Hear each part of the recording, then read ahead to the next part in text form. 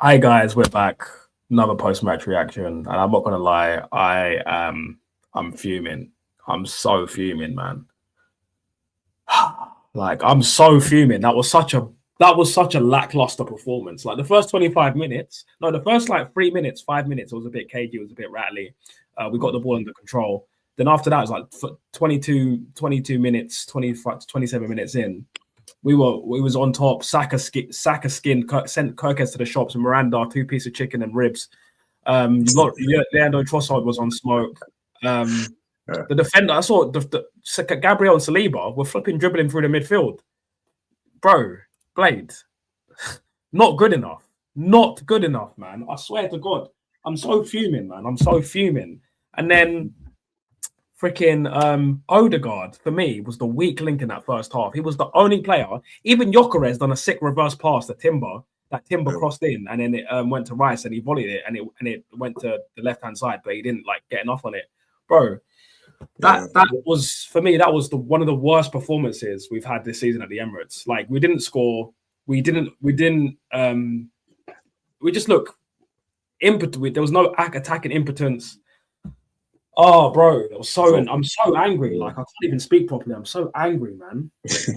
No, Odegaard was frustrating for me as well because I was looking at it, and even like as a captain, you'd want him to be like, when he had that sort of confrontation with the Arsenal Liverpool players, and then it was like Rice and what's the name, Van Dijk. I'm thinking, you're Odegaard, you're supposed to be the captain. Where are you? And he's just like somewhere in the background, being all quiet and stuff. And just on the pitch, like I'm just like looking at him, like what's he doing? At one point, he was deeper than the defenders even. Like you think, I thought it was a centre back for a second. I was like, oh, it's Honestly, Odegaard. What's he doing down there? this is why I call it. This is why I call him the Beyblade, because all he does is pick the ball off the centre backs and spin around and look busy, man. I'm actually so sick of this guy. How is this? How is this scrub the captain of my club, man? How is this scrub the captain? Rice should be the captain. Gabriel should be the captain.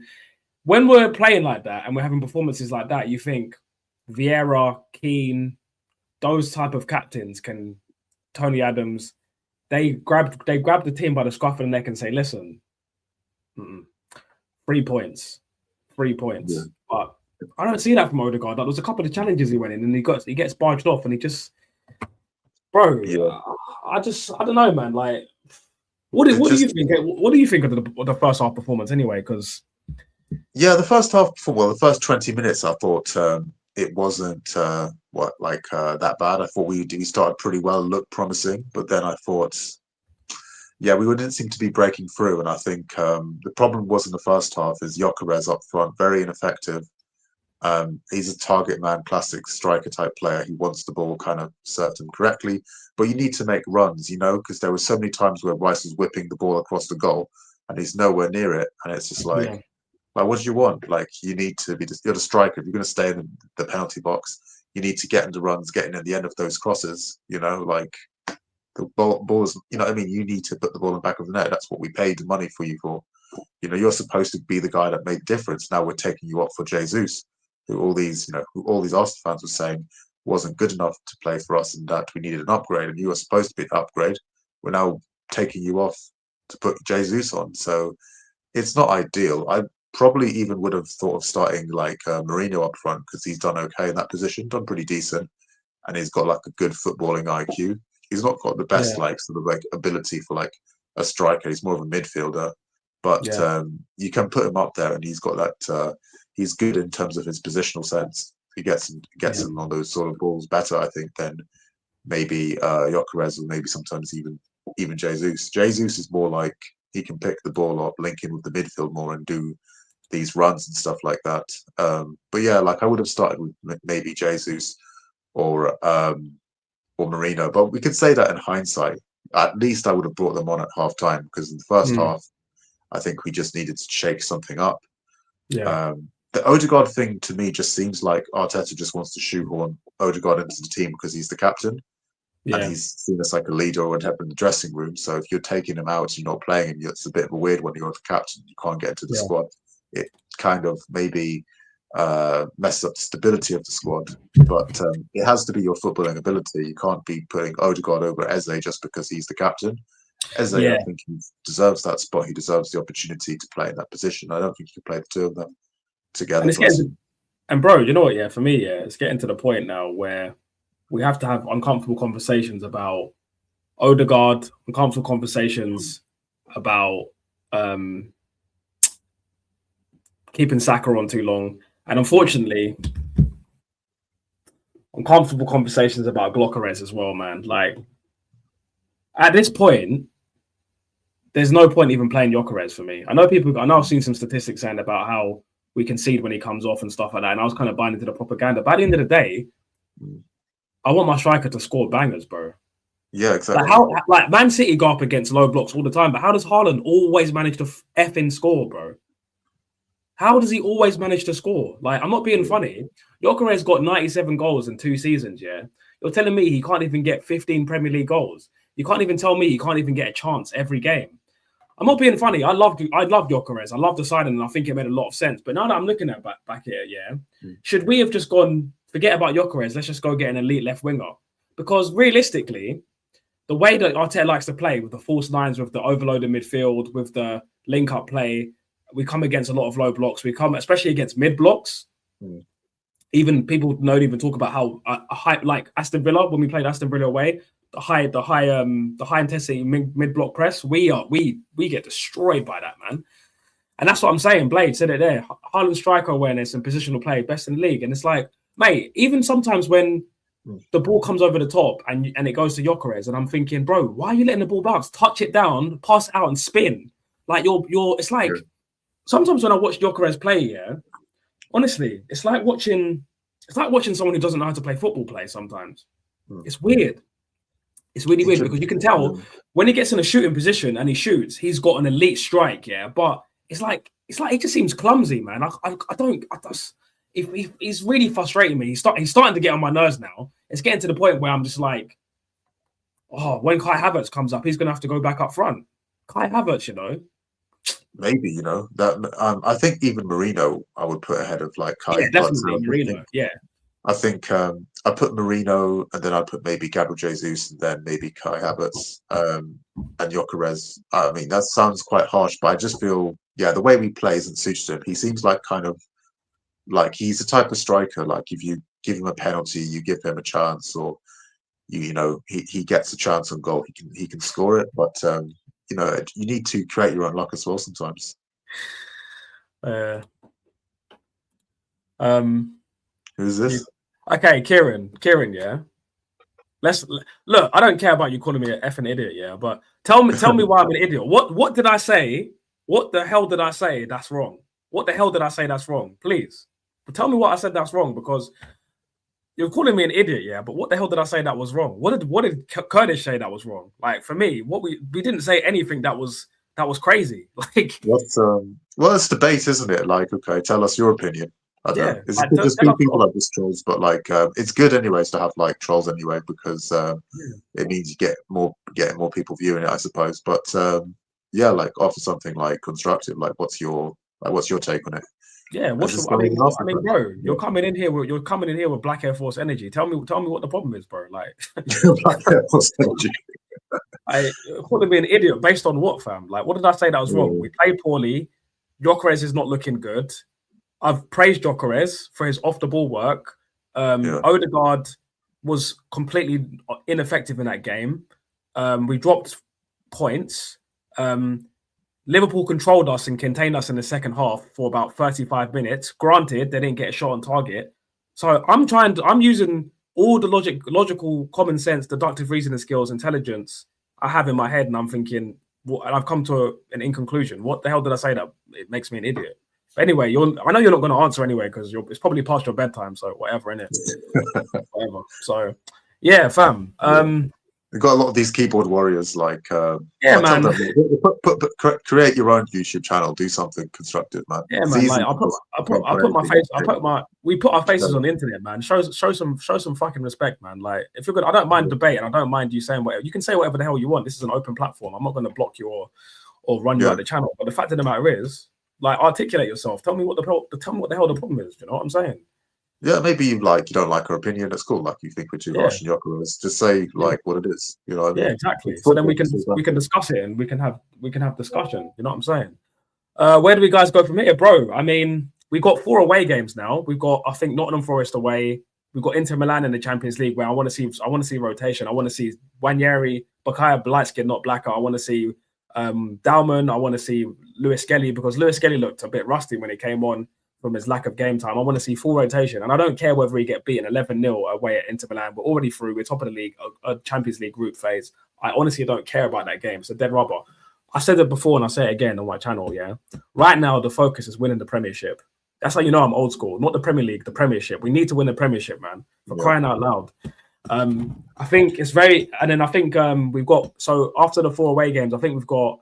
let me just check Arsenal's... let me just check the next fixtures, actually, because I know that one of them's Nottingham Forest. I know one of them's Inter Milan. Yeah. Portsmouth. Yeah, we've got Portsmouth on Sunday at Fratton Park.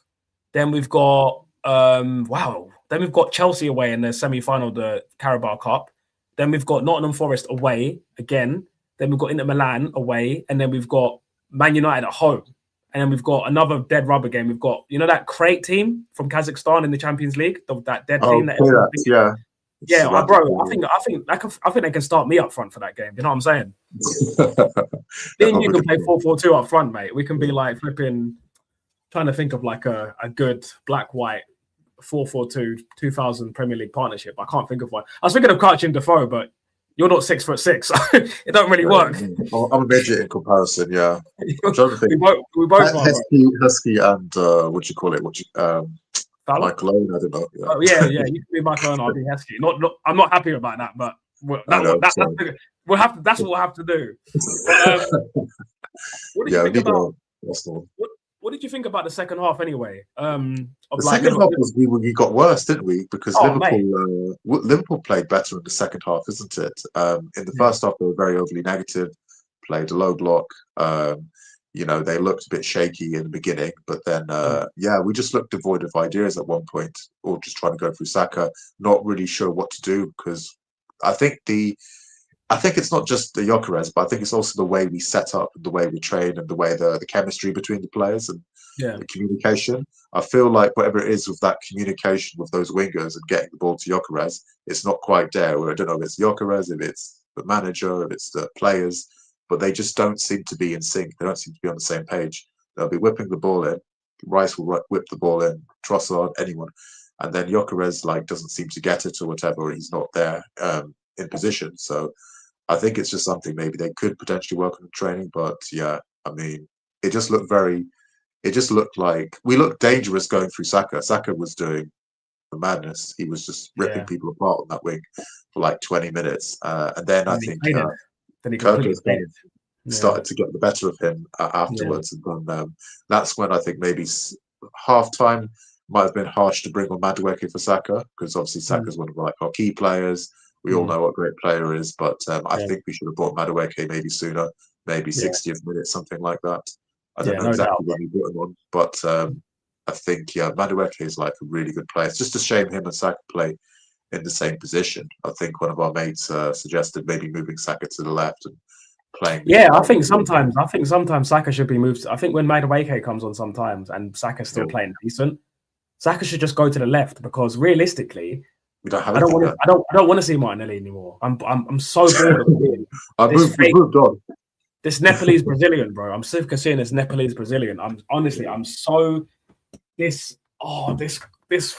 effing coconut, bro. Like, I swear to God, I'm so sick of this guy, man. Like, he does the same thing. When you watch him play, he's so predictable.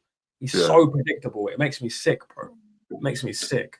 What's crazy about Martinelli, he's blessed with such amazing natural pace, but then you look at it, there's no end product. He's not even scoring, but like pass. You see a pass to like Lewis Skelly. Lewis Skelly's running, like a fullback, and then like wing back, whatever, like bombing forward, and then he completely puts it so far that Lewis Skelly can't reach, or it goes out of play.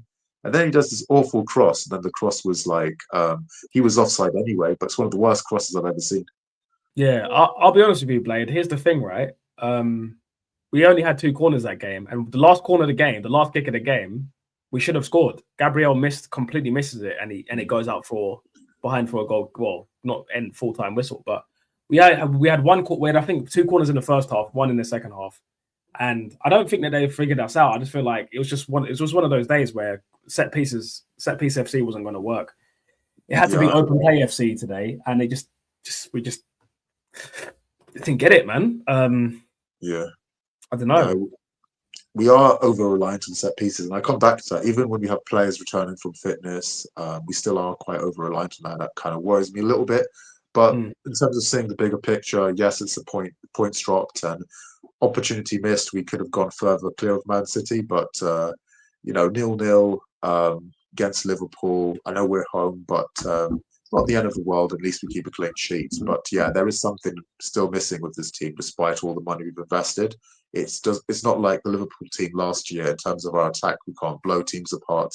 I don't think as much. And then it's the same with Man City in the past. Like you always look to these teams for they're going to score. Haaland, there's these players who are just going to do it. You know what I mean? Like we've got depth. We've got players like even our defenders can score goals or pop up with goals, but we haven't got that super reliable goal scorer.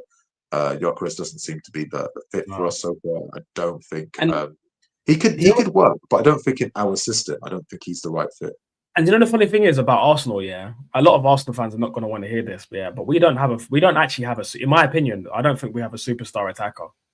We don't. And even Saka's good, but he's not. I wouldn't say Saka is world class. I wouldn't say. I've said it before. He's not. He's just he's extremely efficient and consistent. But here's the thing: the problem with Saka is that he's very predictable as well and very robotic.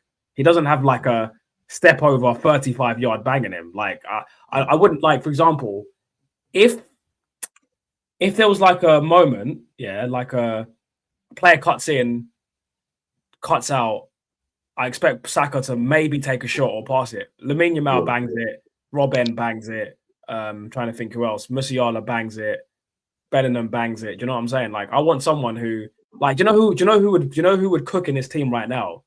Prime Alexis Sanchez off the left, bro. Prime Alexis Sanchez is the exact player that we need right now. Yeah, not Man United Sanchez, just to clear the chat. So the chat don't get confused. No. That was a different person. That wasn't Sanchez. That was a clone. Sanchez, like I'm saying, bro.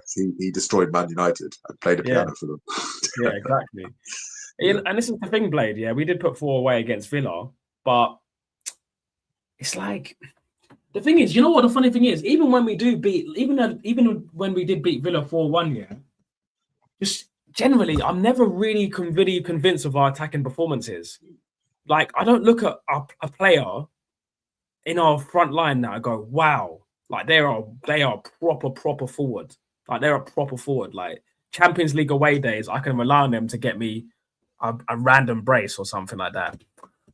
It's like there's players we have that have like good attributes, like Madueke's chaos, Martinelli's pace, Saka's consistency, Gyökeres's anyway.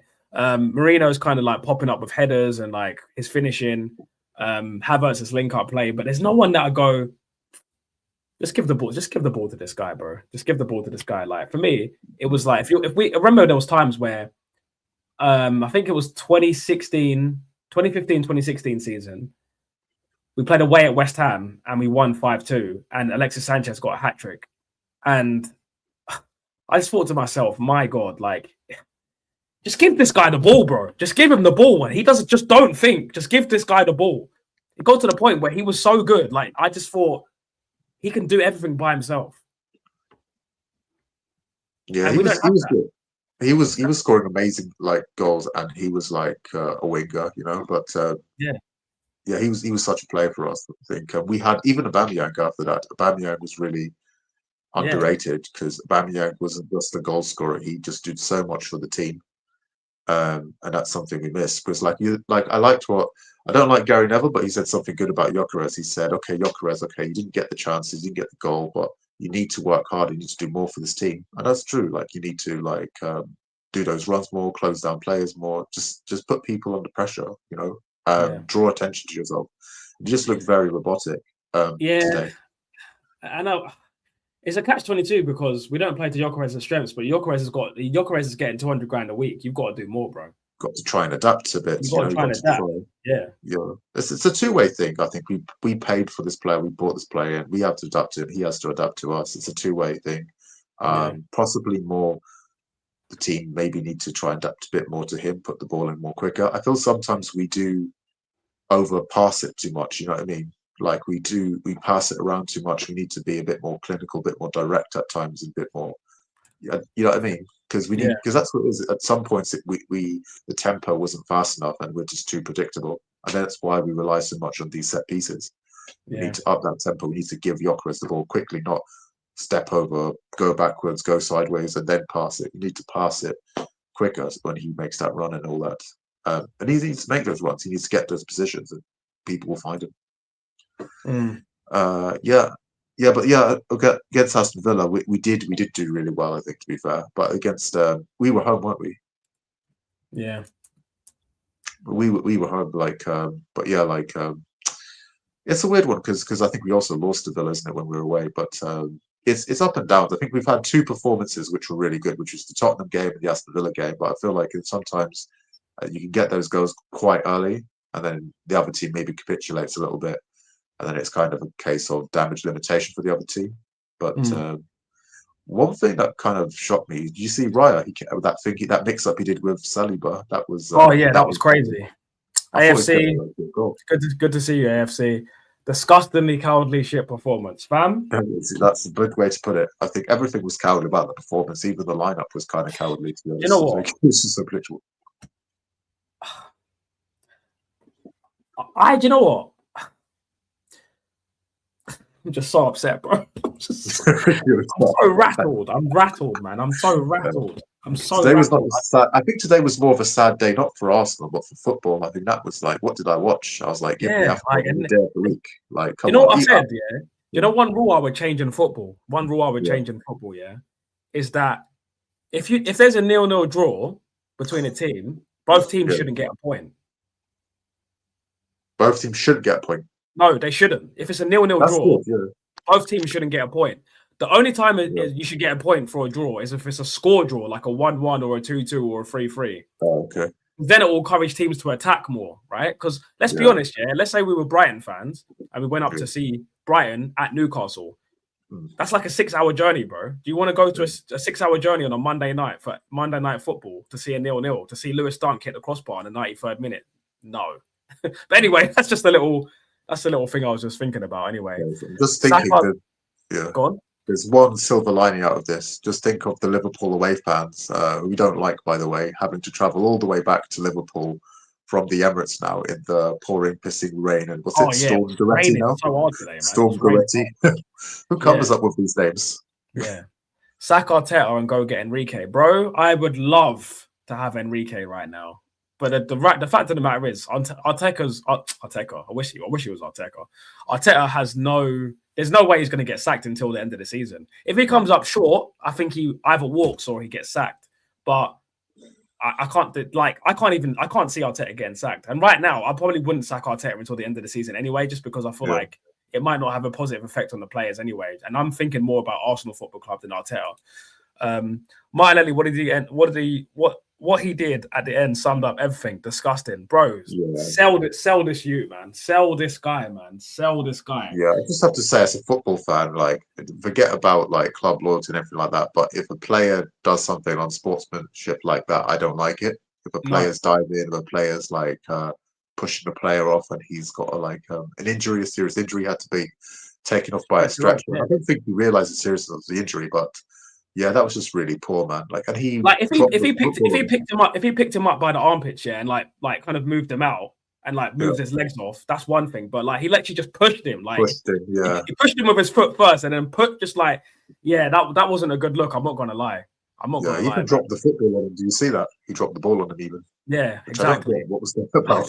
I don't know why he done that. Look, I know we want to win, but Martinelli, that was not cool. Arsenal should refund every fan in that stadium. Damn right, bro. You should listen. I didn't even go to the game today, but I want a refund as well. I want a refund, mate. Ticket price is still like the highest in like. Bro, we've got the highest season ticket prices in Europe, fam.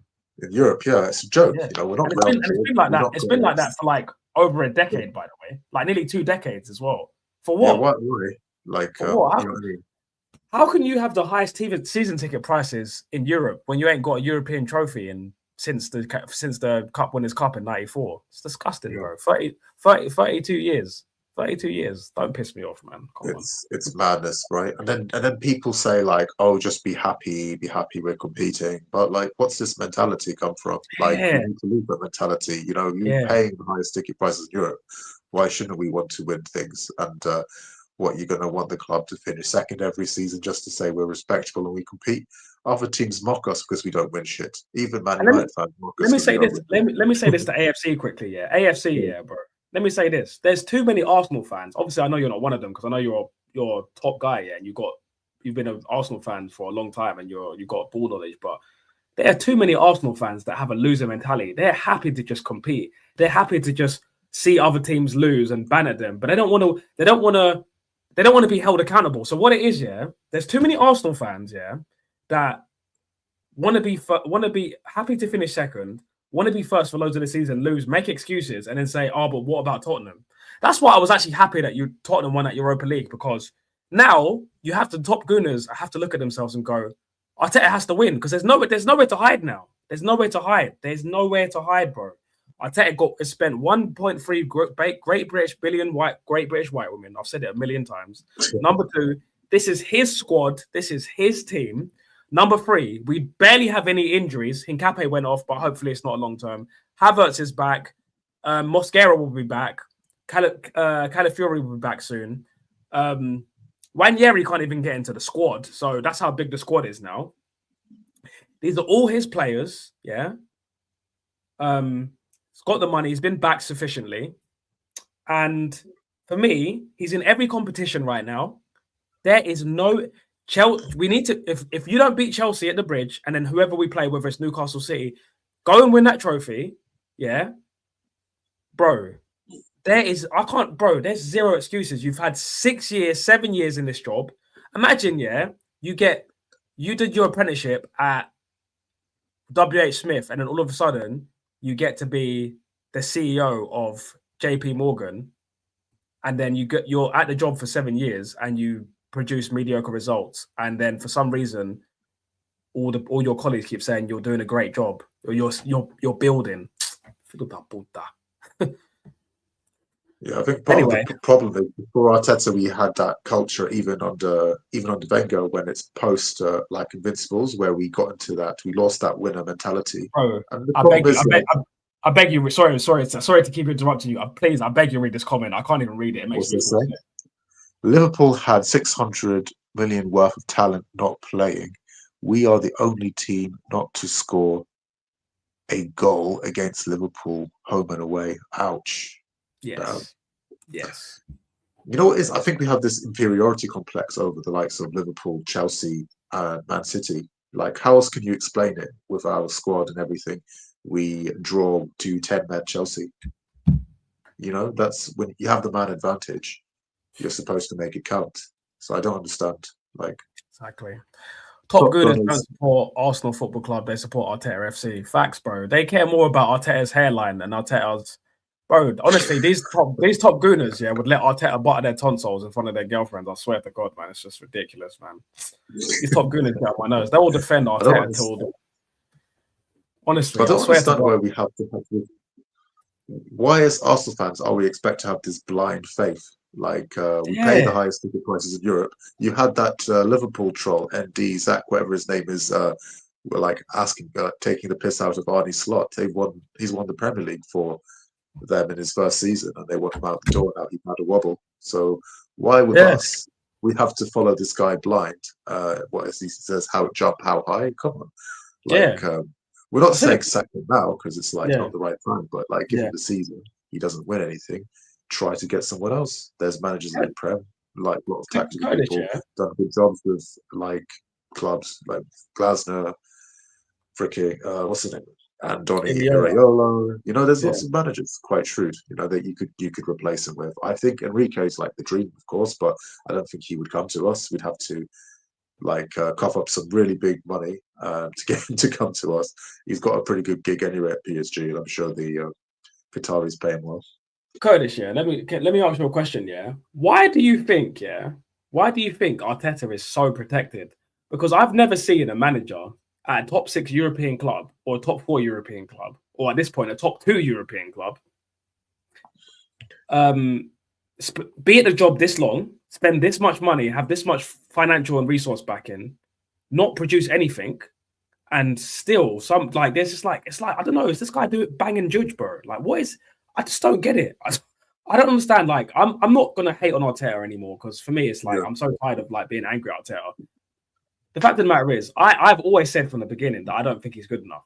I don't think he's good enough. I think he might win. I do think he's going to win the Premier League, but even if he does win the Premier League this season, I don't actually think overall, as a landscape of a manager for a club of Arsenal size, that means he's good enough. Because winning the Premier League once doesn't mean you're good enough, in my opinion. Even if he does, after all this money and after all this time, winning it once will not erase all the pain I've had to endure.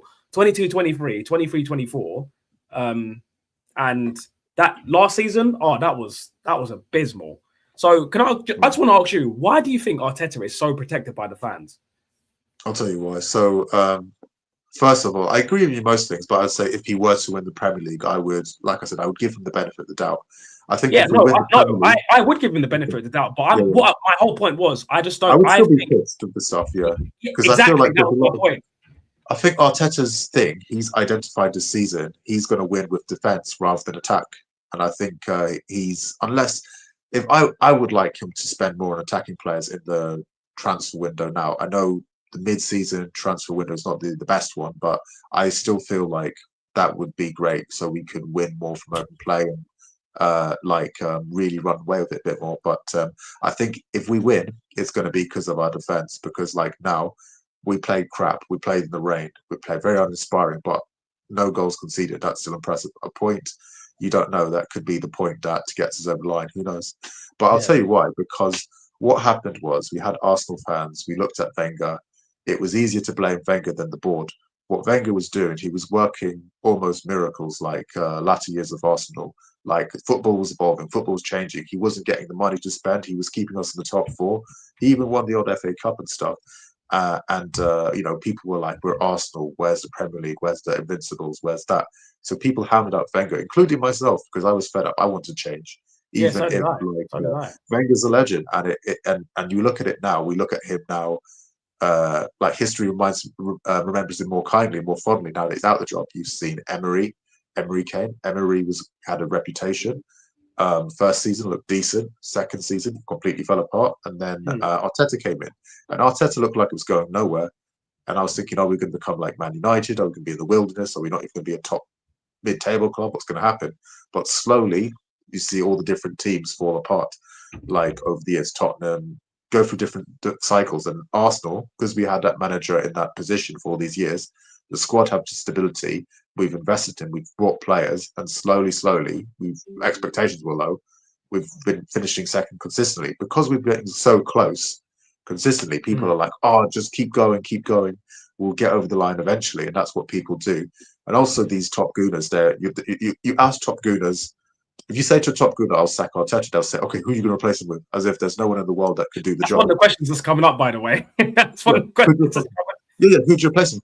Of course, it's a hypothetical question. I could tell you Ancelotti. I could tell you. I'm not saying I think Ancelotti is going to replace him. For me, it's not necessarily the biggest name. Like you've seen in clubs, the biggest name doesn't always work. You need a manager who's going to basically get the backing from the board, who's going to get the control, get the players he wants, be able to play the system he wants. And I think you need to play a positive football. You need to play front foot football, aggressive attacking football. I think attack is the best form of defense. We are literally doing defense, but we're doing it so well. We are getting away with it at the minute.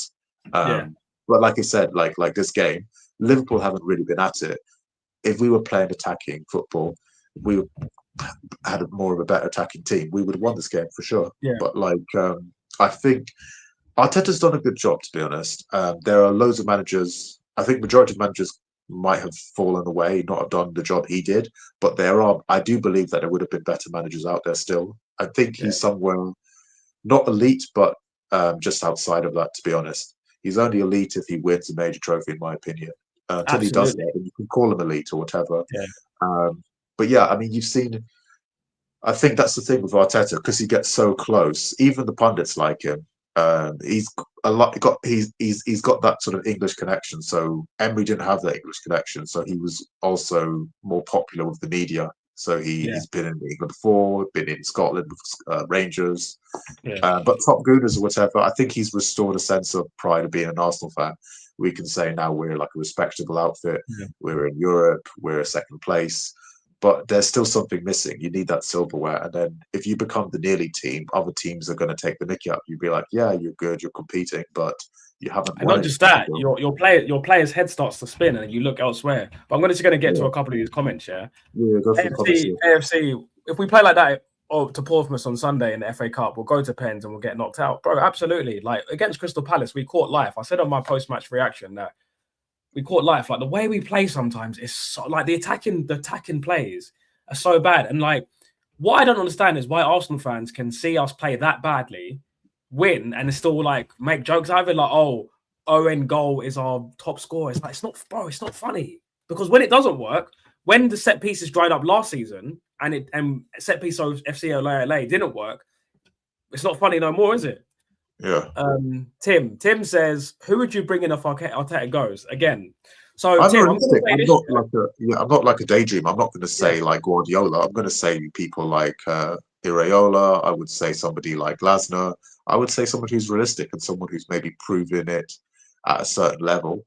In the Premier League would be interesting because you've obviously seen with Manchester United when they got Amorim and they got Ten Hag, they got managers from good reputations, but not like top 5 leagues in Europe. You know, Liverpool in theory got Arne Slot right, and he slotted right in. No pun intended, and pun very much intended. Yes, it was. And he won the Premier League his first season. Now he's the Antichrist all of a sudden by Liverpool fans, and nobody's saying. And everyone says how loyal Liverpool fans are. It's the same with us. Like, you know, Tim, one day you're a hero, one day you're a villain. Yeah. And Tim, to answer your question, for me, if Arteta went right now or the end of the season, my thing is, the club existed before Arteta and it will exist after Arteta. That's number one. Number two, Ancelotti, Enrique, Flick, Zidane, Nagelsmann. If you're gonna do the project thing, Iraola. I love the way he plays football. What about Fabregas? Fabregas. He's doing all right at Como as well. And Serie A is not a bad league. Serie A is one of the top 5 leagues. I would consider that. And he's got the connection of Arsenal, so why not? I mean, Arteta kind of hasn't done a bad job, but I would give somebody another crack at it, you know? Arteta's on 15.6 million a year, bro. My God. Yeah. My God, bro. My God. My goodness. Arsenal fans, we should learn to appreciate. Just a few weeks ago, we had 2-point gap, and now it's 6. Let's back Arteta in the team. Okay, Eugene, yeah? I can see you're probably... I'm not going to say you're a top gooner, yeah, but you're obviously a positive Arsenal fan. Let me say this to you, yeah? Do you remember in 22-23 when we were 8 points clear? Do you remember that? And what ended up happening? We've been here before. Yes, we should back the team. Yes, we should back Arteta. But let's be realistic. The way we are playing in an attacking sense is not good enough to win this Premier League. The only reason why I can confidently say, kiss this badge, and say with chest, yeah, why I think we are going to win a league, even under a manager that I don't think is good enough, is because our defense is freaking elite. I wouldn't even say elite. Our defense is super elite. Even the backup, our backup back four can start for a top 4 team all around Europe. So I say that. Alex Ferguson said, attacks wins you games, defenses win you titles. We can win the title based off our defense. That's my personal opinion. That's logic. That's common sense. That's no emotion. That's just what I think based on historical context. Alex Ferguson's quote is, in my opinion, the greatest manager of all time. Blah, blah, blah, blah. Now, the reason why it's hard for me to not react negatively to these negative performances is because I'm seeing the same things over and over again that I don't like. Sometimes we score and win the game 3-4-0 clean sheet, so I don't talk about them as much. I don't accentuate my points as much, and I don't get as animated. But the reason why I'm animated today is because in a big game, Odegaard's spinning around like a Beyblade. He's not picking up good positions. He's weak in the challenge. 0 through balls, 0 assists, 0 shots on target. This is the captain of my football club. I don't look at him and think, oh my God, this guy can take me to a title. This guy can take me to an away day and he can get 3 points by himself. I look at a Rice. I look at a Gabriel. Hell, I look at a flipping... I look at a Trossard would probably be a better captain. And Eugene, yeah, I do back the team and I do back Arteta until further notice because here's the thing, Eugene, if he wins nothing, yeah, are you gonna if he wins nothing, yeah, this season and next season, are you gonna say, oh, just wait another season? That means our players would have aged 2 years and gone Man City, Real Madrid, Barcelona, PSG, and that's the problem. Nasri, Fabregas, Van Persie, Sagna, Adebayor, Clichy, who else? Alexis Sanchez. There you go. And I was a child when that happened. That hurt. So that's why. I've got PTSD. I've been here before. Thank you very much. But yeah, like anyway, shout out to Eugene. Like, it's good to have Gunners and diverse opinions. And I can understand your point of view too, because just to give some balance, I think like it's good we're in the title race. It's good that we're in this sort of conversation. But yeah, let's wait and see, I guess, what Arteta's doing. Today has not been a good performance, so we analyze, we react to it, and we give the no filter reaction to it. So hence why it does seem a bit very like, might seem a lot, but this is like what we've watched today. We've watched just play at home against Liverpool, yes, in the pissing down rain. A really dreadful 0-0 game, very devoid of like ideas. It wasn't a great performance. And as a fan, you spent 90 minutes of your life watching that. I'm like, what am I doing with my life? That's an awful performance, let alone for the guys in the stadium watching that and paying the highest ticket prices in Europe as well. Exactly. Blade said, Claudio Ranieri got sacked after Leicester won the league. Di Matteo got sacked after winning the Champions League with Chelsea. He's been allowed to spend big the last 2 to 3 years. Maybe the board still thinks we're in reaching distance. Yeah, I mean, yeah, I think the board are going to back Arteta. They believe in the project. I think the reason why Arteta's been able to spend more money is I think it's because Josh Kroenke is more in charge of the club now. Back then, when we first took over the club, Stan Kroenke was more in the driver's seat. I think now because he's older, he's more focused on the LA Rams and the Bills or Buffalo Bills or whatever the hell he's got going on in America. And I think he's just giving it to Josh. He's like, listen, son, Arsenal, there you go. And I think Josh is actually interested in Arsenal. That's all it comes down to.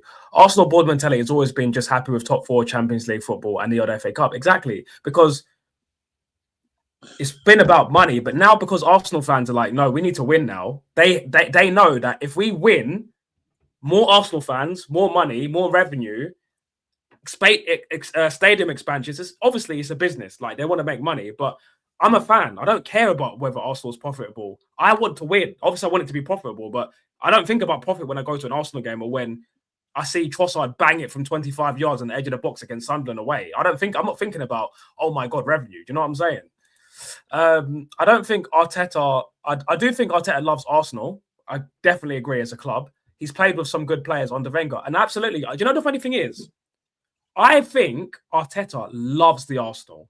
I think he captained Arsenal to an FA Cup. He was a captain at this club. In my opinion, he was an average player, but he still captained us to silverware. And when he left the club, he cried. Like, he loves the club. He absolutely loves the club. How you doing, mate? How you doing? Big up to you, man. But you just sub to the channel. Thank you for the sub. Nice. Thank you for the sub. Appreciate the love. Appreciate the love, man. Okay, Eugene, you're coming back, yeah? How can you be talking about replacing Arteta yet? We're in a title race. Put this negativity aside and back the manager. Bro, me and Kurdish literally just said we don't want to sack Arteta. You need to listen to what we said. I just said I wouldn't sack Arteta right now because we're in the middle of the season. We're in a title race.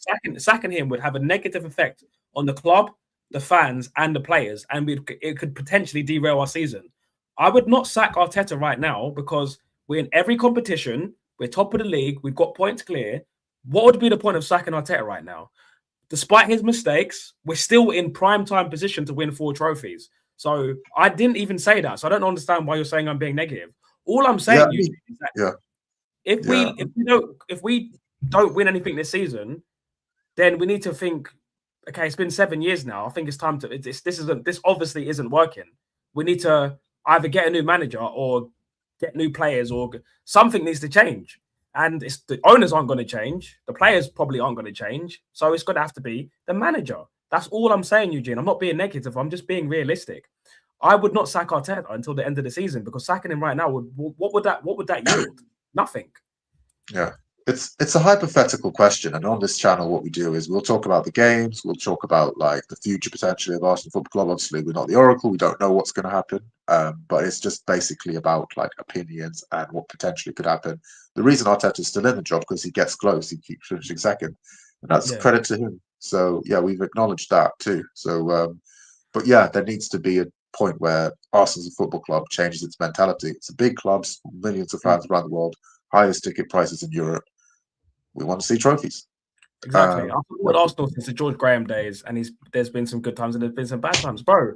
Look, I don't want to put my age out there on the internet too much, yeah. But look, I'm in my early 30s, yeah. I've been supporting Arsenal since like the late 90s, yeah. I've seen the good stuff. I've seen Thierry Henry run through the entirety of Spurs and celebrate right in front of them fucking Spurs fans, and do the signature Henry pose, yeah.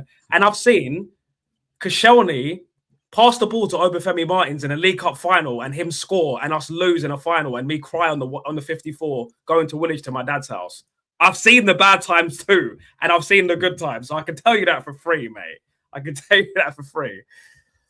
Odegaard has mastered the art of looking busy while doing absolutely nothing. AFC, I call Odegaard the Beyblade and I call him Mr. Tesco's, because when I was 19, I worked in Tesco's, and when I couldn't bother, to do my shift, I'd shuffle around with a Chris and act like I'm busy when I was doing absolutely nothing. So yeah, I'm telling you right now, games like this, I've never seen Odegaard turn up for a big game this season. I'm not gonna lie. Like, other than the Aston Villa game, where the whole team played well, by the way, Odegaard doesn't really turn up in big games. But if you attack the captain, then you're negative. So let me not say anything. Most players have left off to go on to win trophy. Now it's time to what? Exactly, because we don't want to be that team where we build up a good squad and then we don't win anything, and then all of our best players leave and go win trophies elsewhere. Bro, like I said, Adebayor, Nasri, Fabregas, Van Persie, Clichy. We've seen it. Yeah. Ashley Cole. We've seen it a million times, bro. Alexis Sanchez. Yeah. People used to call it the feeder club. Can you imagine? They used to call us the feeder club. My YouTube guy, man.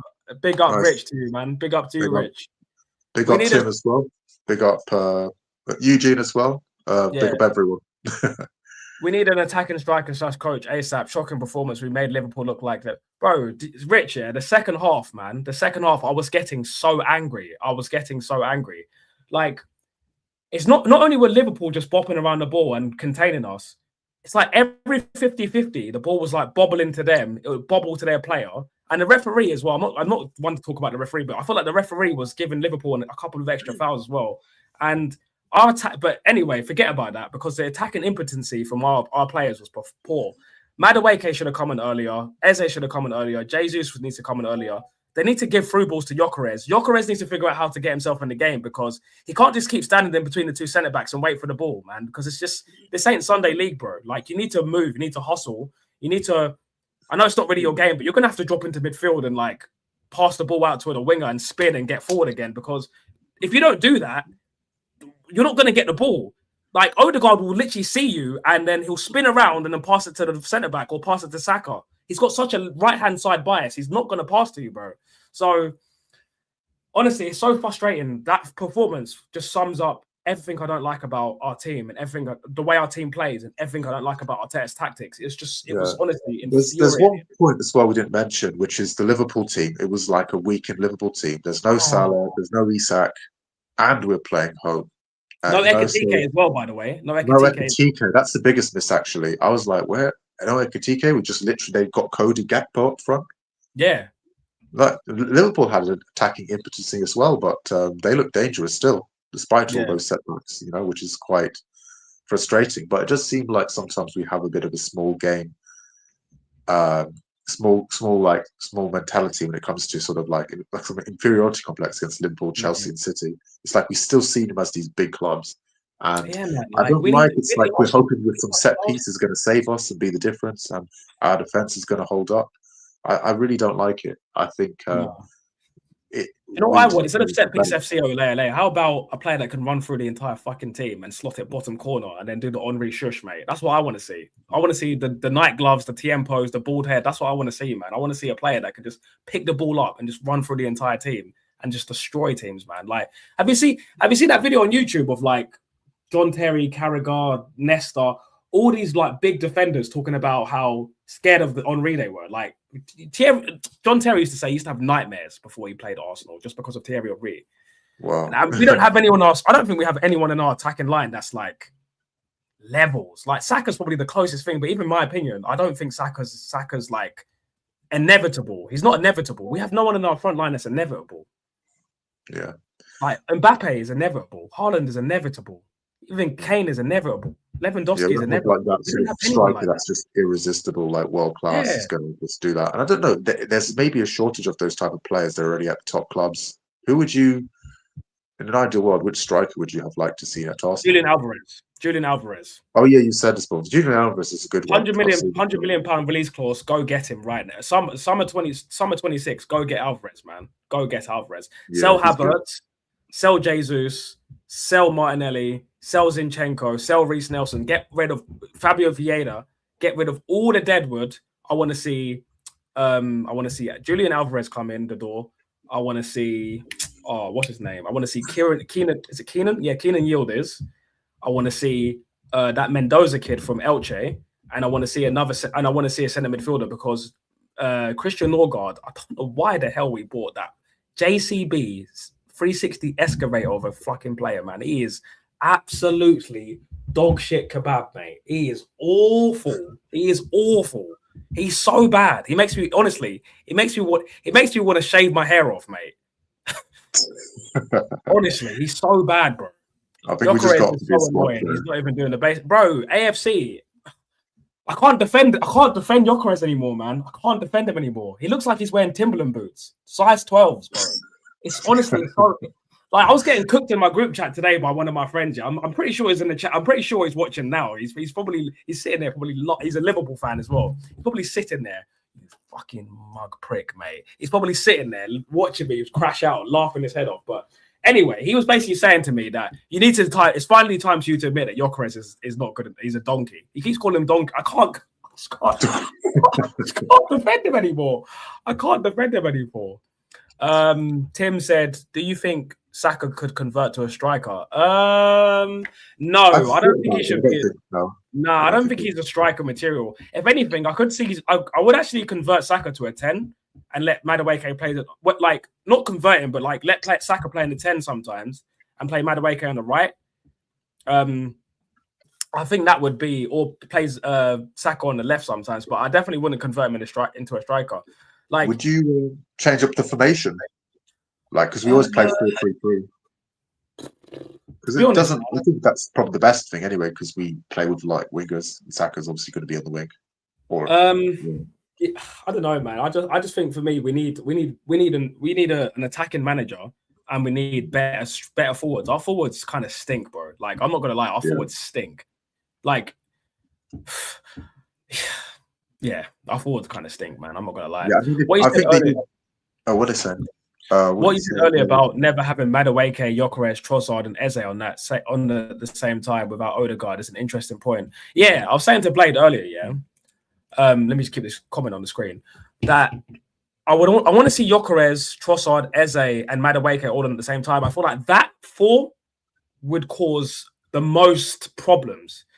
Maybe not pound for pound the best front four, but I think in terms of chance creation, speed, finishing, and chaos, I think that is the best that's the best front four.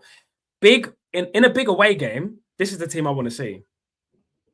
That's my personal opinion. Madueke, pace, power, chaos. Gyökeres, obviously, when he actually gets through balls, finishing. Eze, moments player, can dribble and beat a man. And Elzeli, obviously, Trossard, our best forward this season. No doubt about that. Yeah, no, Trossard, the thing with Trossard is IQ is really good. And what's frustrating, because we always playing down the right for Saka, it doesn't really go to Trossard that much. And actually, I thought he wasn't terrible. He didn't have the biggest impact, but when he got the ball, he was doing decent stuff with it.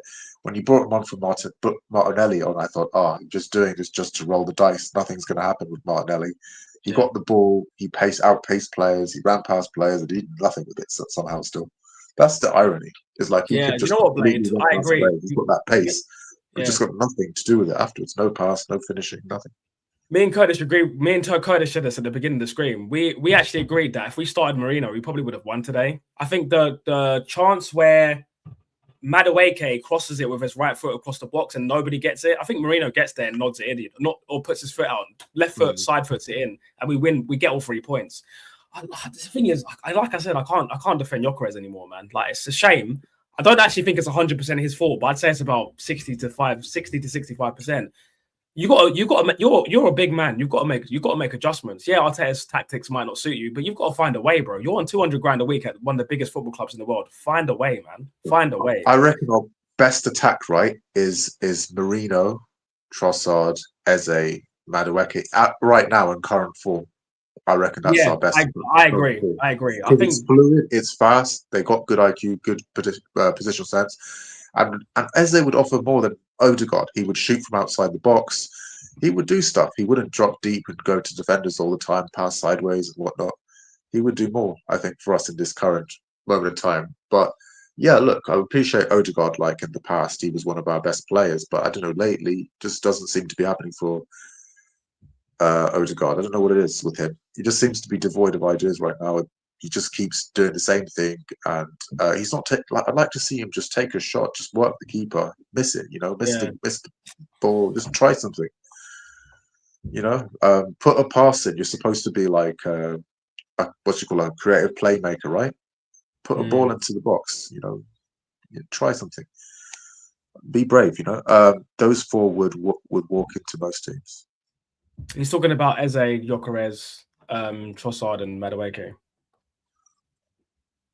Yeah, I think Gyökeres is probably. I don't think he can't be as bad as we make it. I think he's the type of player. He's a classic target man, and I think we're not playing to his strengths as well. No, we don't. But it's a two-way. But we bought this guy. We knew what he was, and we need to be more flexible, more adaptable as a team. We're too predictable. We rely so much on our defense, and our defense is going so forward as well. How many times do you see Saliba? You see Timber almost trying to drive the ball into the midfield as well. It's too much. We're asking too much for our defenders as well. They're as good as they are. They can do a lot of stuff. That's the crazy thing. I think our only world-class players is the back line. It would be our two centre back as well, and Rice as maybe even Timber. I'd throw Timber in there. Timber a little bit. For me, our world-class players, in my opinion, are Rice, Timber, Gabriel and Saliba, and that's it. In my opinion. Yeah. And what I like about Rice, he plays so deep sometimes, but he will score goals. And not just score goals, but like crucial goals. Not Martinelli goals where the game is won and then the space is open and you just run into it and you slot it in. I mean, Ben White will get minutes, Corky, yeah. But the problem is that like the thing is like right now he's just not going to get into the team because Timber's just so good. Timber's so good right now. Like, he's not going to get into the team. He'll probably. I think Ben White will start on Sunday against Portsmouth. Same with Eze. Eze will start. Wanyeri will probably start. Dalman might even start. Nah, probably Madueke will probably start actually. But I feel kind of sorry for Lewis Skelly because he looked like he was going to be the mainstay last year. It's difficult for him to get in. What a bunch of muppets! Yeah, I mean, to be honest, I'm fuming, mate. I'm fuming. Like, that was such a poor performance, man. Just a poor performance. It was awful. Like I said, it's a sad day for football, not just for us, not for Arsenal, not for the travelling Liverpool fans either. It was just awful. Just awful display. Yeah. Liverpool in the second half actually put on more of a show than we did. They did.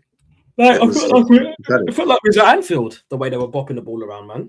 Yeah, and I don't get these type of performances. It doesn't make sense to me. You got Liverpool, you're playing at home against Liverpool, a Liverpool team that's been up and down this season.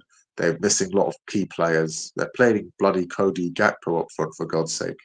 And you draw. A goal is drawn, you're hoping for a set piece to save you. And that's where, like, the criticism of Arteta comes in. I'm sorry, like, he's done good, but also there's this tactical inflexibility and this predictability. It's pissing me off. You spend enough money, they should be able to play better football than this. I'm sorry. I don't Exactly. get it. And why, with all the squad building, we've decided that Martinelli is good enough, that he's a mainstay. He's been at the club for so long, and now he's not starting. He's not good enough. Why do you keep him here all this time? You ship off the goalkeepers ruthlessly. Do the same with Martinelli. I don't know what it is with his fixation Exactly. on Martinelli. I And this don't get it. thing with players and past glories like benching Madueke and Eze just so you can keep Odegaard and Saka on the pitch as long as possible. It's just ridiculous. Yeah. Blade said, would prime Carzola be enough to change the outcome tonight?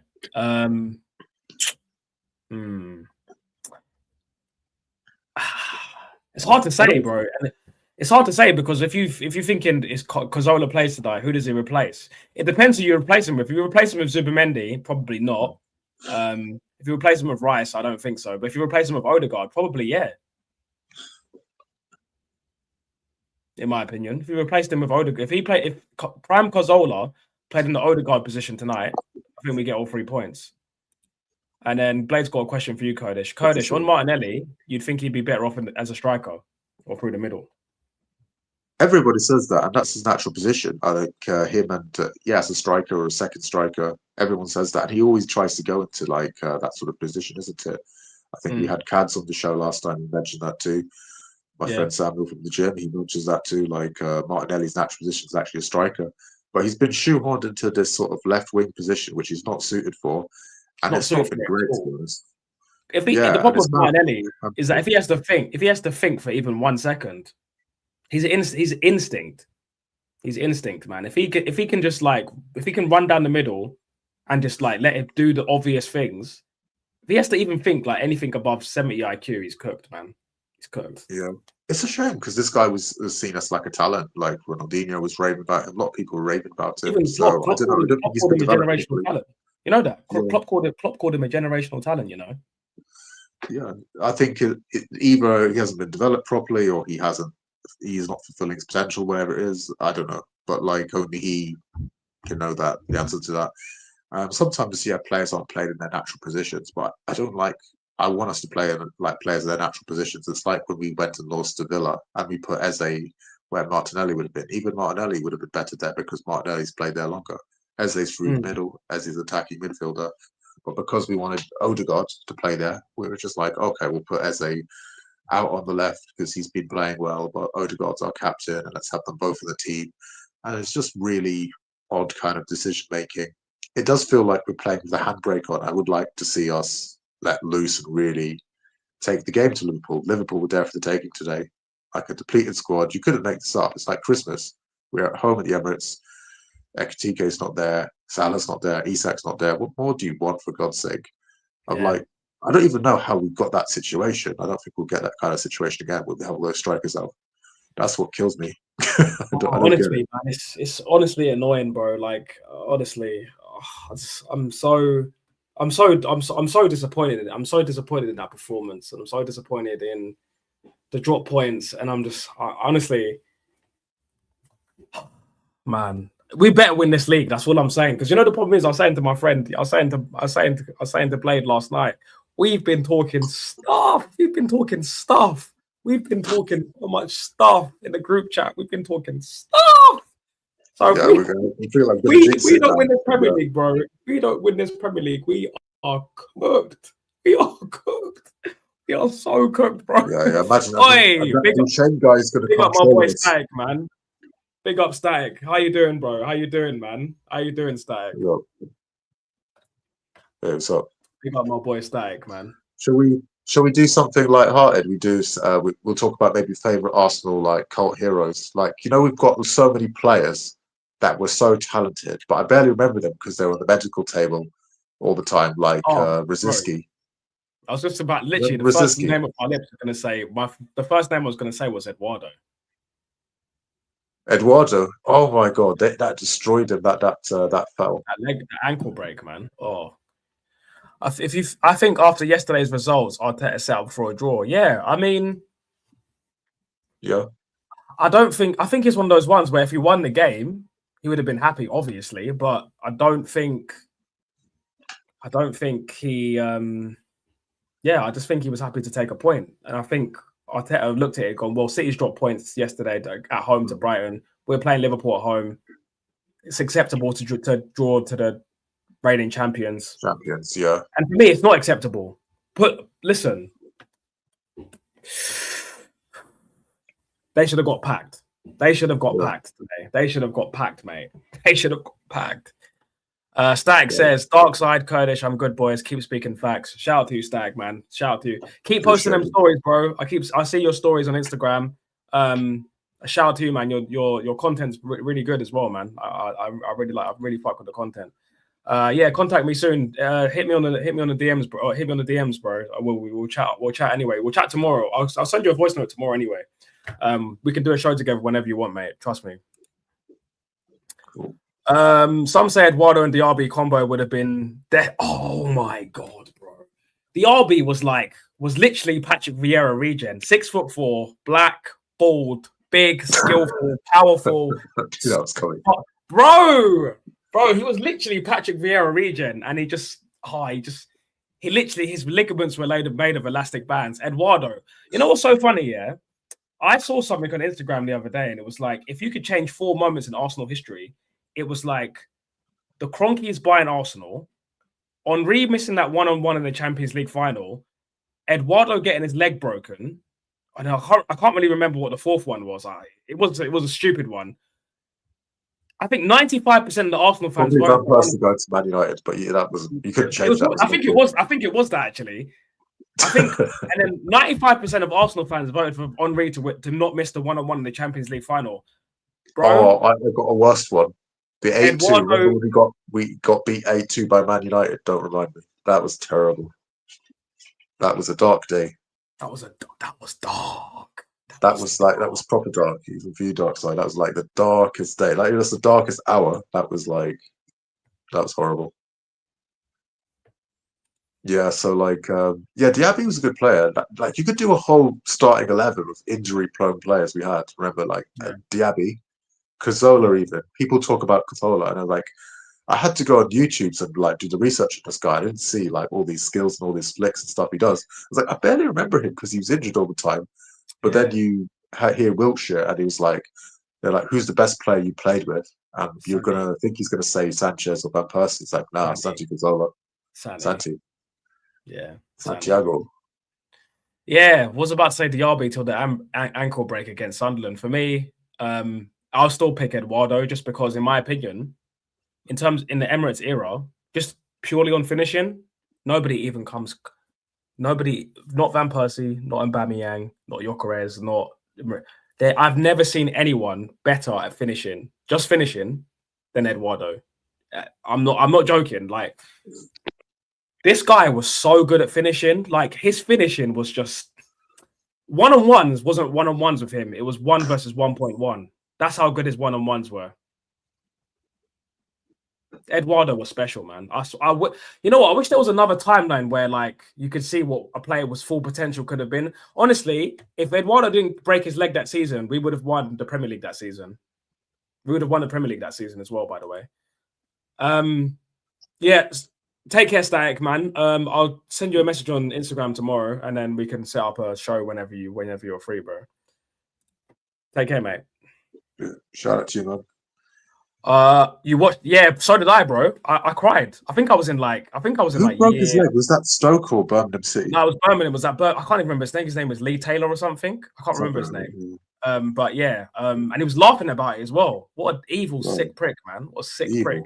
I remember I think Fabregas started crying on the pitch as well. He was really, Fabregas was really shook up by that, man. Yeah. It was really bro, his leg, just went like that. His leg just. Yeah, I remember seeing it. That was nasty. Yeah, it was just awful. Being held together by a sock. It was honestly one of the most disgusting things I've ever seen. That was terrible. Don't know what happened. Eduardo over Sanchez, bro. Sanchez overall, but finishing, it's not even close. It's not even close. I remember I just said finishing. Just finishing. Eduardo clears every Emirates player. I'm not joking. Just finishing. No, Henry doesn't count as an Emirates era player. Remember, I'm talking about players that only played in the Emirates. Henry played in Highbury. I wasn't including Henry. So Henry, Bergkamp, Anelka. I wasn't counting any of those. Chris, I was not counting any of those players. Those are goated. That's like a different. Like, they're like, you know what I mean? They're up there. You know what I'm saying? Yeah, Henry and Anelka, that would have been crazy at Arsenal.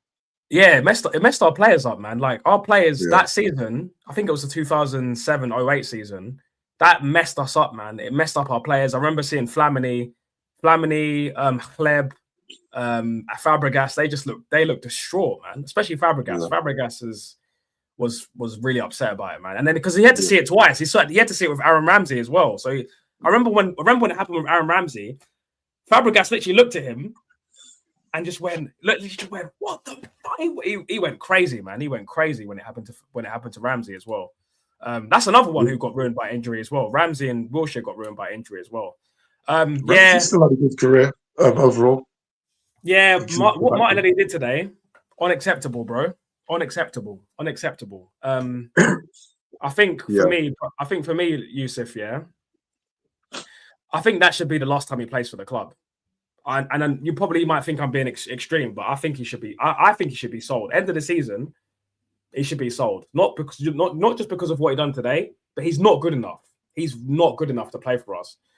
Like, do you think, Yusuf, that Martinelli, if you was a right back, do you think Martinelli scares you? Probably not.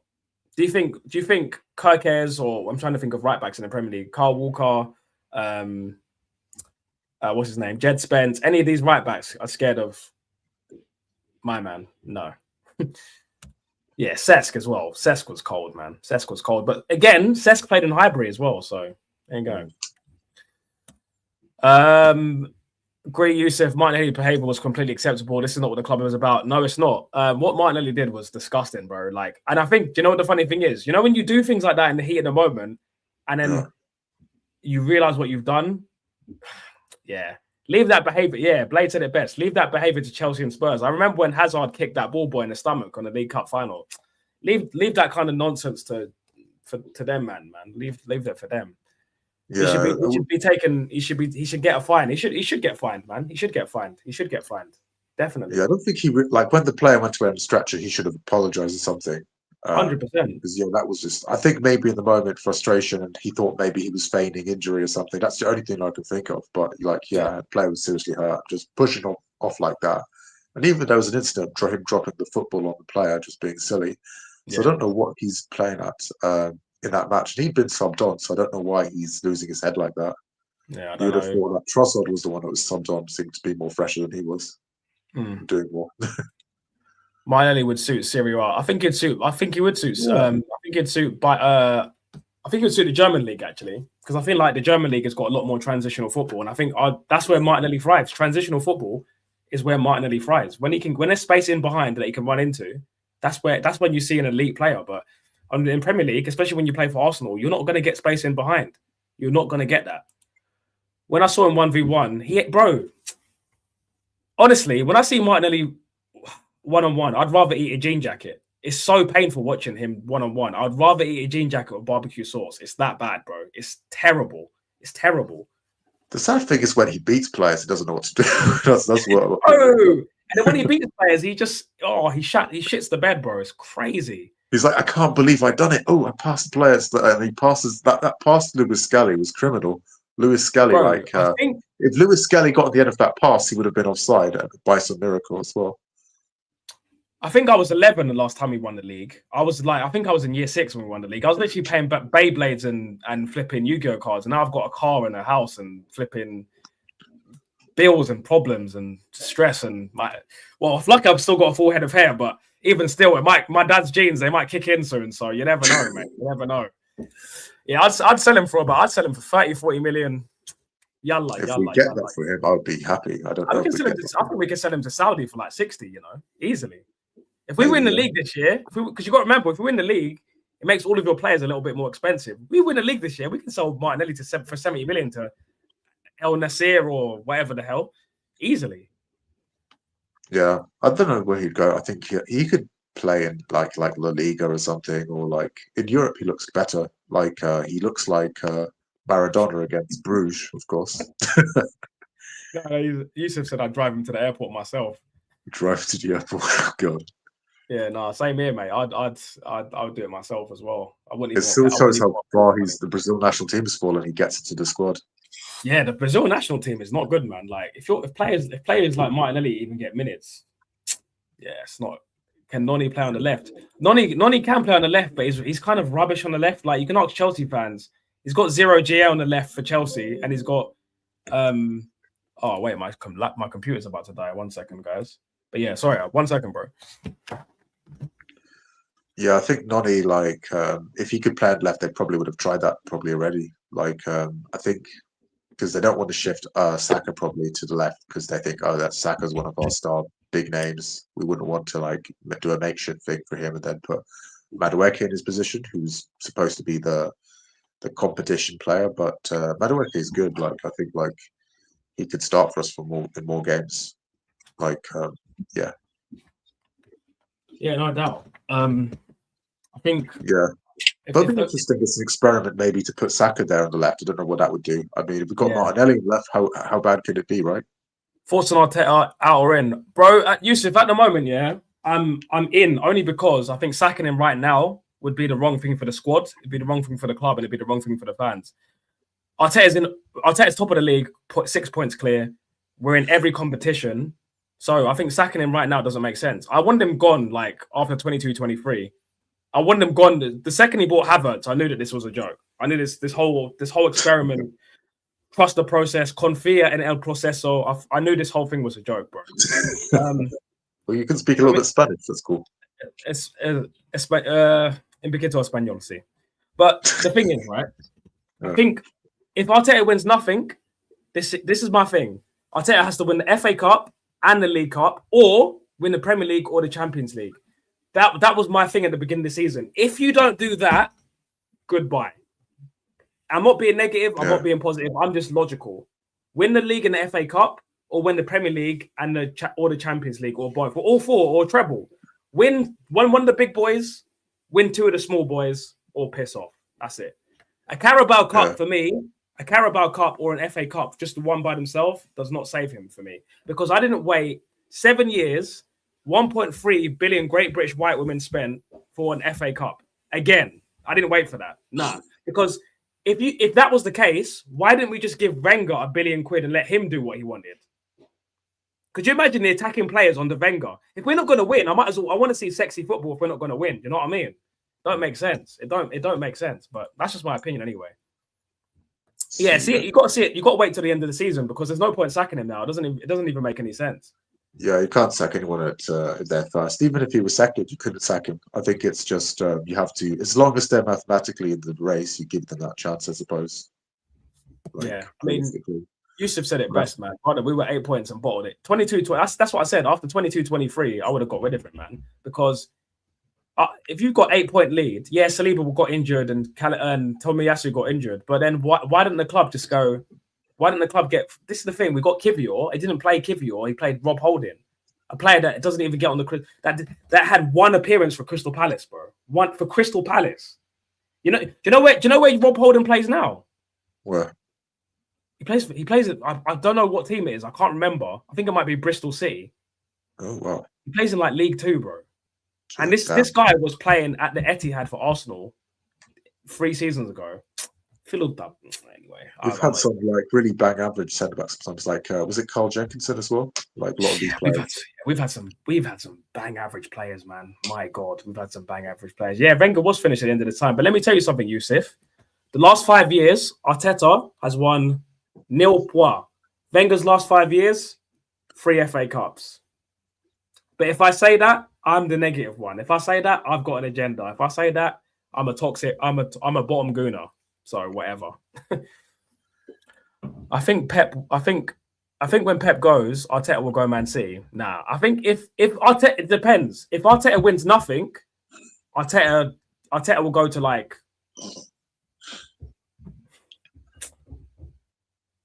maybe if his best position, if he wins nothing, he'll go to an Atletico Madrid. If he does win something, I think he'll go to Barcelona. That's my opinion. Holding's in America. I think he plays for does he play for Colorado Rapids or something stupid now? Oh wow. Maybe he plays for Stan Kroenke's team if they have one out there. Yeah, probably. He's going to play for the LA Rams and switch sports.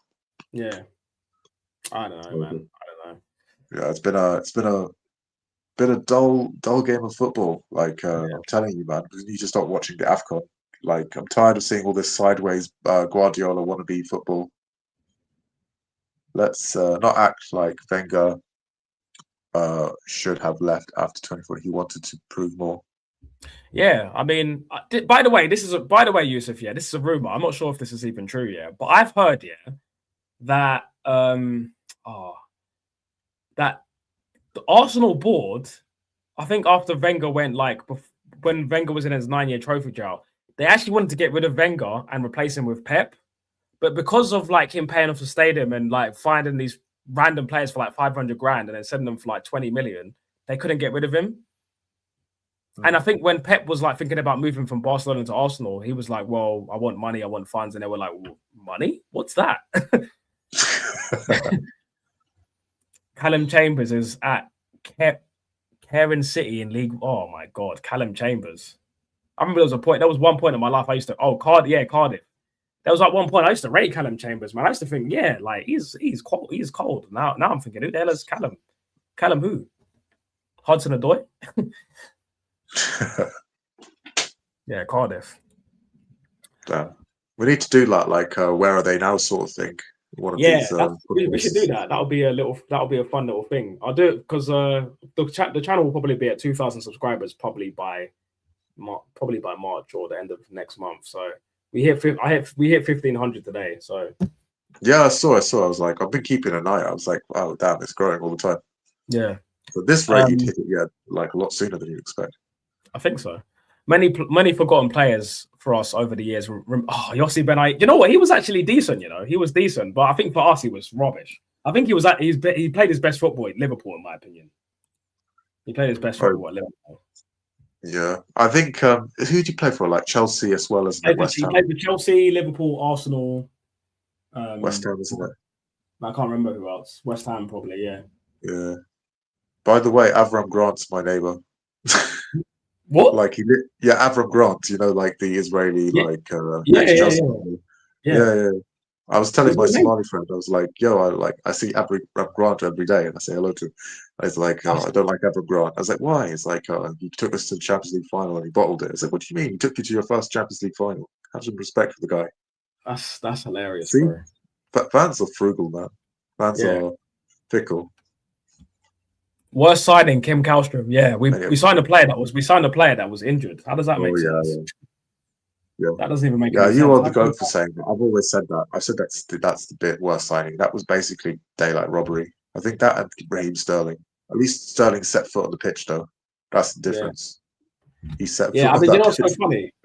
I remember when Fabrizio Romano announced it, and I was like, you know what? This might not be a bad signing. Sterling's decent. He might get us he might get us I don't know, it might help us get a Carabao Cup or something. And he just ended up being... Who do you think's been the worst signing? Because Kim Kallstrom is a shout. I think Kim Kallstrom is easily top 3. Easily. I said before, Kim Kallstrom was worst signing. I think, but people were like, oh, but I didn't expect it from Kim Kallstrom. But I think we were crying out for a striker, and we signed an injured Swedish midfielder, which is hilarious. Even if we forced him on the pitch, I mean, he still couldn't play as a striker. You could technically put him as a striker, but it wouldn't be his position. But it was just didn't make any sense. I think Mustafi for me. Mustafi is me for me. I'm trying to think who's we spent 40 million on him. We spent 40 million on Mustafi, man, and he was Andres Sanchez was really shocking. That Brazilian guy. Hi, I'm new to your channel, Rangers fan. I like Arteta. He will win the league for Arsenal. Have faith, lads. Listen, big up to you, Scotty, man. The thing is, bro, I really want Arteta to win the league. I want Arteta to win the league, but I just can't.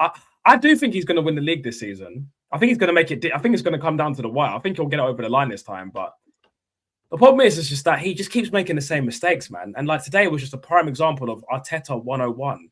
Too scared, too much of a coward to go for the big win. to go for to have the cojones to just say, listen, we're taking Liverpool to the sword today, man. But shout out to you, Scotty, man. Shout out to you, Mr. McIntyre. Shout out to Rangers, man. Shout out to shout out to Nakamura as well. Great, my best Japanese player of all time. Celtic legend. Oh wait, sorry, that's a Celtic. The Celtic. Oh, that was a blurry moment. But you know why he's saying that? Because Arteta used to play for Rangers. So sorry, that was a big blunder. Sorry, that was a big blunder. Sorry, that was my bad. Shout out to Nakamura anyway. If you've got any Celtic fans, big up you guys too. Yeah, we're not taking any sides in the Scottish League. Big up to the Scottish League. Big up to the Scottish League. SPL all later. Gaza played for Rangers. You know? That's a Rangers guy. Oh, do you know who did play? For Rangers? I'm not sure. No, actually, no. He played for Celtic. But do you know who did play for Celtic? Who's going to shock you? This will shock you. Ian Wright. Who? I knew that. Yeah. You knew that. He played for West Ham, then Celtic. Yeah. I'm like an encyclopedia when it comes to the shit. You're the tactical guy. I'm more the encyclopedia. You know, he played for Crystal Palace. Jeffers as Everton. Yeah, he played for Everton, and then they moved to Arsenal. Yeah. This guy, he was kind of like a flop, isn't it? Like 2000 I think we signed him in like 2001, I think, or 2000, I think. I think this was during the sort of round about the Invincible era time. Like he was in that squad. He was in that Arsenal peak squad, so he never really got a chance. Frimpong wasn't the best signing, was he? I mean, he came with a song. He came with the Frimpong song. So he gave us Frimpong, yeah. The thing is, what did Kim Caltham give us? What did Kim Caltham give us? He wasn't a signing. Technically, he was an academy player, so technically we didn't sign him. I'm going to use technically. I'm part of the Frimpong defense squad. I'm sorry, I love Frimpong, man. Even though it wasn't that great. But I played for Celtic, but done nothing up Scotland. Yeah, I think he only had about 20 appearances. I don't think he played that much, but that was towards the tail end of his career anyway. So I think he is already it's already done by then anyway. £8 million paid for him. Fuck. £8 million. Jeffers played played from Rangers too. I didn't know that. I didn't know all the Rangers connections. Yeah, like we need to like who's the Rangers player? I'm trying to think of them now. You had that player. Was it Pedro Mendes? He was all right. That Portuguese guy. Yeah, he was good. He was Pedro Mendes. He was good, man. Oh, El Hadj Diouf. Yeah. Yeah. Shout out to the Rangers legends. I'm trying to think of else. Rangers. Ali McCoist, right? Ali McCoist, yeah, big Rangers. Ali McCoist, yeah. I played for Rangers. It's my Scottish accent. Yeah, that's such a cool name as well, Scott McIntyre. That's like really Scottish name. I'm jealous. If I was an actor, that would be my stage name. Yeah. Is the weather bad in Scotland? Because we got the bad weather down in like southwest England, isn't it? Yeah. Terry Butcher. Oh yeah. Legend, Arsenal legend. Yeah. I didn't know. We have. This is a good little history lesson for me today. Actually, it's good ball knowledge. Good ball knowledge, mate. Yeah. Big up Rangers. Yeah. Right. Big up Rangers, man. Rangers. Are you gonna? I'm hearing that Rangers vintage kit is cool. Yeah, I'm thinking McEwen Lager thing. I think that Hearts are going to win the SPL this year. Oh, Hearts, yeah. Hearts are going to probably win it this year. They're like the Rangers of Edinburgh. Those are like the Protestant guys. Yeah. Yeah. So they got the Hibs and Hearts. They're like the snow. Yeah, damn. Very bad snow up here. Damn, it's cold up there. Yeah. I mean, listen, I've never been to Scotland. The closest I've been to Scotland is Newcastle. But I lived in Middlesbrough for 3 years, yeah. And let me tell you something. The Northeast, yeah, is for real. It's different. It's different. It's cold. You know, when you're a kid, yeah, and it was cold, and your mum would make you put your jacket on and your hat on and stuff, and you'll forget your gloves, and then like the cold air would go up your arm, and you could feel the cold in your you could feel it in your liver, and you could feel it in your bones. Like it's that times 2, bro. The north is so cold, man. It's crazy. Yeah, it's like Game of Thrones, right? It's like winter is coming, isn't it? All the time. Winter is coming. You know nothing, Jon Snow. She was Scottish, wasn't she? That actress, trying to remember the name. Yeah, I think so. Yeah. Who's that team that Ferguson was with. That's not Rangers. That's Aberdeen, isn't it? Nine-inch Aberdeen, right? Yeah, Aberdeen. Yeah, I think that, you know what? I think Aberdeen beat Real Madrid in the final. You know, just so you know. Yeah, that was it. That's what made his name, isn't it? Before he came to Yeah. United. Yeah. I think he won the Cup Winners' Cup against Real Madrid. I think. Yeah. I'm pretty sure, was it the Cup Winners' Cup or the Fairs Cup? No, I think it was the Cup Winners' Cup. Actually, it must have been the Cup Winners' Cup. Yeah, it must have been. Scott, what's your favourite Rangers player? What's he saying here? Mark Marty and Mark Waters. I'd have to look them up. Sorry, mate. Yeah. I'm gonna have to look them up too. Sorry, I think they might be. I think they might have been a bit before my time, maybe. This would be like a Scottish spin-off stuff we need to do. Yeah. Just Yeah. trying to think of more Rangers players. There's got to be more. Aberdeen last team to win the Scottish League that wasn't in the Old Firm, I think. Oh, okay, that's good. Yeah, they crashed the Old Firm cartel, as it was. Yeah, they called it. Yeah. Like Rangers. Rangers second in the league with 28 points behind now. Caught up since sacked Russell Martin and Danny Roll. Now only 6 points behind Hearts. Now after beating Celtic last week. Oh wow. Yeah, because I'm looking at the table now. So Hearts have got 44 points, Rangers have got 41 points, and Celtic have got 38 points. So. What do you think? What do you think, Scotty? Do you reckon you can still win the league, or do you reckon it's Hearts' turn to win the league now? Because I've actually got. There's like I go to a social club to play poker on Thursdays. I didn't go today because obviously I watched the Arsenal game, but there's a Scottish girl there. She supports Hearts, and she was like crazy, thinks have a chance. Yeah, I think Rangers will win it. To be honest, I mean it would be like nice for like the fairy tale for like Hearts to win it, but I think Rangers have got it, man. I think Rangers have got it. So what do you think, Scotty? Like Rangers going to break some hearts? That was a good one. You got it. Dad jokes. You love your little puns, innit? You love it, mate. You love it. I try, mate. I try. Yeah, I have my moments. Yeah, bit like that Gaza goal against Scotland. Sorry, Scotty. Okay. Got a question from Blade. Who would you take as a player right now, Haaland or Prime Drogba? The thing is, yeah. Just for nostalgia, I'd go Drogba. Fuck it, I love Drogba. For me, just do you know what? You know why I would take Haaland? For two reasons. One, because this team needs goals. Number one, and number two. If we have Haaland, that means City don't have Haaland. So that means we definitely win the league. That's a good one, actually, yeah. If they don't have Haaland, they don't have a chance in hell. I'll pick Haaland, because then that means they have to play Marmoush up front. And even though Marmoush is still cold, he ain't got nothing on Haaland. Ain't Hearts owned by the Brighton owner? I'm not sure. I think the Brighton owner, I don't know if the Brighton owner owns Hearts as well. Yeah, I think we'll have like a award-winning pub quiz team with this lot. They're like educating me. It's like the university of football, the academy. Yeah.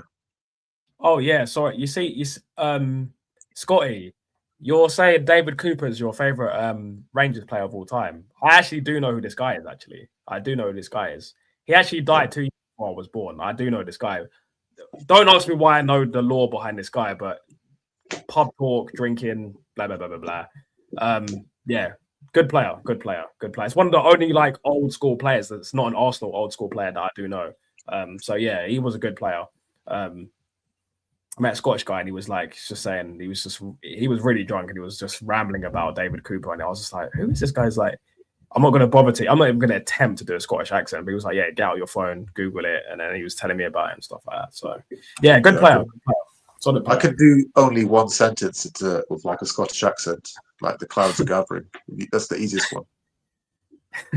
Just be like, the clouds are gathering. That's it. That's all I can do. But I did try to do the Braveheart speech, like William Wallace. That wasn't too bad. All right. Your Scouse accent's pretty decent, bro. You can do a good character. It's not the fucking. We like the Scots.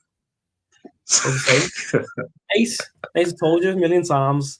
Arsenal are going to win the fucking league, but I'm not sure. Gyökeres needs to start scoring goals. He's not really scoring goals, is he? He needs to chip in with the goals, but you know he's occupying the defenses like you saw today against Liverpool. Van Dijk, Kanate, really squeezing Gyökeres. Gyökeres was really trying to bring Saka and Martinelli into the game before he went off. But 8 touches in 45 minutes, not good enough. Not good enough for me. Needs to be chipping in with them goals. Needs to be getting them fucking assists. You know what I mean? That's hilarious, man. That's really good. I can't do a Liverpool accent to save my life. What do you No, think you is know the what? coolest accent Yeah. in like In England, in UK and Ireland, basically? easily the Scottish accent. Easily, Scottish. Is it cooler than A Glaswegian accent is the best, in my opinion. I think Oh, is it? outside of just like a normal London accent, I'd say, because obviously I'm biased in it, but I'd say it's probably a Scottish accent. But I do really like the Scouse accent, man. A lot of people don't like it. But I do like it. I do really like it, man. I don't like the Manchester accent. I don't know why. The Mancunian accent. What is a Because Mancunian? it reminds me of Gary Neville. I Um, don't know. Yeah, I can't do it. I did it yesterday. I literally put it on my story. Did you hear my voice note story yesterday? The Blue Sharks. City. The Blue Sharks are coming. City. The Blue Sharks are coming. Oh, I need to watch that video of the viral Man United fans. The one just like, this ain't football. This is torture. This. That one. This ain't football. It's torture. Spineless. Pathetic. Ed Woodward. The Glazers. Ineos. Another awful signing. Kaba Diarra. I don't even remember this person, but it rings a bell. Is that for Arsenal? That must be an old one, or that must be for another team because I don't know that. Who's your worst signing, Scotty? Big up, Scotty. Big up, Tim. Scotty, who's your worst? Who's the worst Rangers? You make it what it is. Yeah, who's the worst Rangers players of all time? Yeah. Gordon Strachan? I don't know. Tell me. Who's the worst Rangers player? Celtic accent. Sebo. Scottish. Sebo. All right, let me Google this person. I don't know who Sebo is. Hold on. Sebo. Not Sebastian. Who's that Swedish guy? Oh, he played for Celtic, isn't it? Oh, yeah. I was going to say. Yeah, he does. He got 8 goals in 60 appearances. He stinks, mate. Yeah, he was smelly, mate. He was really smelly. Yeah. It's crazy. All right. Do you want to wrap things up now, yeah? Yeah, wrap this up, man. Yeah. But it's been good. Shout out to our fans. Shout out to the chat. It was one of the most active chats we probably had since we started the channel. Obviously 6 points clear. Next game, I think we've got Portsmouth away in the FA Cup. It's one of those games you just got to take on the chin. We get a point. We didn't lose. We didn't concede. Still 6 points clear of City, but slip ups like that can't happen again. I hate Liverpool for doing that to us as well. I hate them for that. Thanks, guys. Yes, man. Dark Side represent. Dark is in the chat, man. Come on, Dark Side Army. Subscribe, share. I'm going to be going live tomorrow morning. Kind of been doing a bit of a all around Premier League match reaction type of discussion thing. I'm just going to start doing some morning shows and stuff. So stay tuned for that. Shout out to the chat. Shout out to you, Blade. Shout out to you, Scotty. Nice to have you come through. Shout out to you, Eugene, Tim, and everyone else that came through to the chat. Like, subscribe, share, and peace.